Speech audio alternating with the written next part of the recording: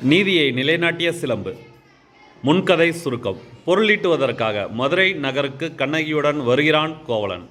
அங்கு அவன் செய்யாத குற்றத்திற்காக மரண தண்டனை பெறுகின்றான்.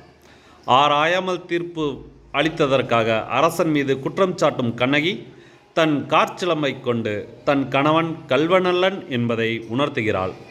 அரசனுக்கும் கண்ணகிக்கும் நடக்கும் உரையாடலே இங்கு பாடமாக அமைந்துள்ளது.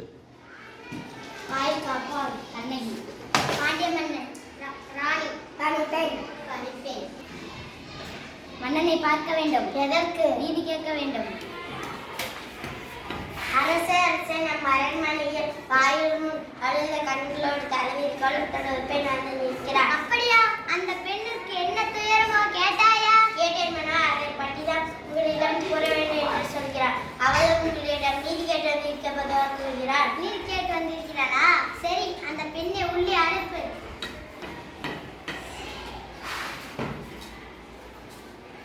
அரசே, இளங்கொடி போன்ற பெண்ணே, அழுந்த கண்களோடும் எம்மை காண வந்ததாம் காரணம் என்ன? நீ யார்? உனக்கு என்ன வேண்டும்? அறையாமல் நீதி வழங்கிய மன்னனே, என்னையா யார் என்று கேட்கிறாய்? சொல்கிறேன் கேள். உலகம் இயக்கம் வண்ணம் ஒரு புறாணிக்காக தன் உடலையே தந்த சிதிமன்னனை பற்றி நீ அறிவாயா? தார் போன்ற பசுவை மக்கள் தெய்வமென வணங்க அதன் கன்றை கழித்து கொன்ற தன் மகனையும் அதே